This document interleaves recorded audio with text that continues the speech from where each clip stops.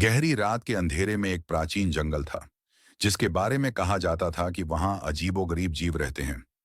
कोई भी उस जंगल में जाने की हिम्मत नहीं करता था, लेकिन रेहान और उसके दोस्तों को रोमांच का बहुत शौक था।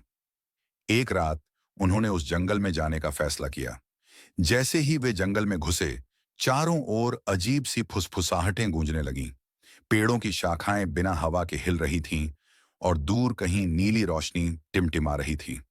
उत्सुकता में वे उस रोशनी की ओर बढ़े और एक पुरानी धुंध से घिरी हवेली देखी, जो किसी रहस्यमय किले जैसी लग रही थी।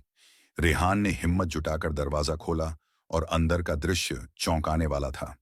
दीवारों पर अजीब साए तैर रहे थे। दरवाजे खुद ब खुद खुल और बंद हो रहे थे और पेंटिंग्स ऐसे हिल रही थीं जैसे उनमें कैद लोग उनसे कुछ कहने की कोशिश कर रहे हों। तभी एक गहरी और डरावनी आवाज गूंज उठी।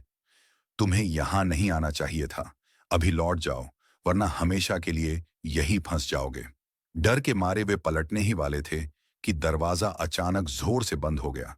तभी अंधेरे से एक भयानक प्राणी प्रकट हुआ।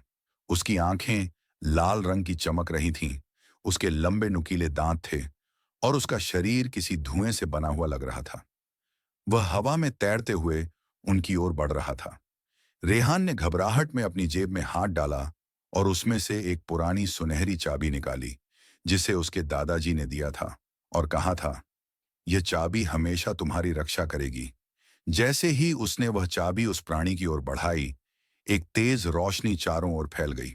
प्राणी जोर से चीखा और देखते ही देखते गायब हो गया। दरवाजा फिर से खुल गया और वे सभी तेजी से बाहर भागे। जब वे जंगल से बाहर आए और पीछे मुड़कर देखा, तो हवेली वहां से गायब हो चुकी थी, जैसे वह कभी